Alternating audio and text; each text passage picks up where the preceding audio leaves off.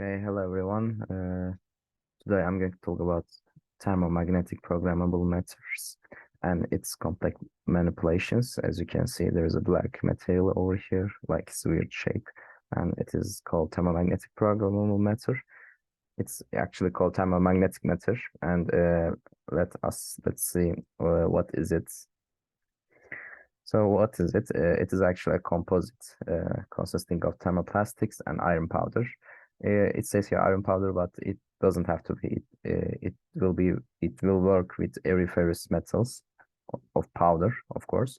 Why thermoplastics are used? Because they are rigid at room temperature, and when they heated to over 50 centigrades, and they become malleable. So the best part of the ferrous parts comes from the iron powder, and malleability comes from the thermoplastics.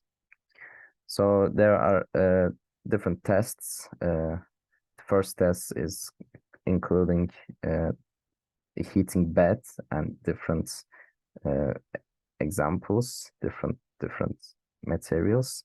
These meanings they have different proportions of iron powder and thermoplastics. For example, 50 has a 50% of iron powder and 50% of thermoplastics, and with using same samples, the point like heating is also conducted.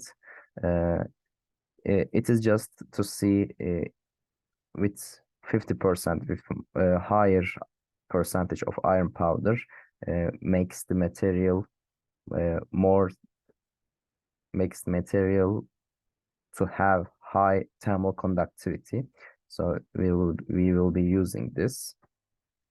They also make a magnetic force test, and as you can guess, the high percentage of iron powder have the higher magnetic force.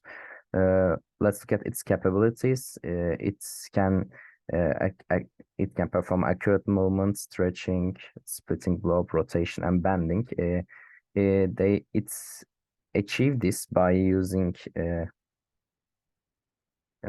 it can achieve this by heating and melting the material, and then putting a force on it by using magnets. So there is no actually in contact, in touch.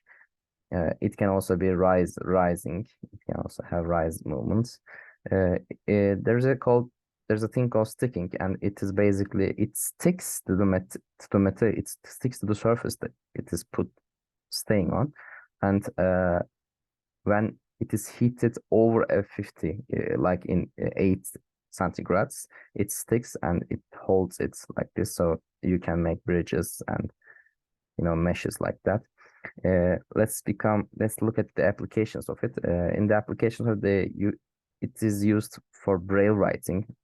In the previous slides, you see the point-like heating, and by using it, you can actually make a braille writing instantaneously. And it also uses a filament hook. Well, in the future of medical applications, it will become very important because you can apply a magnetic field over a patient, and also apply heat or a patient, and you can control the material if you put this into a human body. Surprisingly, it is also biocompatible, so you can do that. So in the future, I believe medical applications are using this.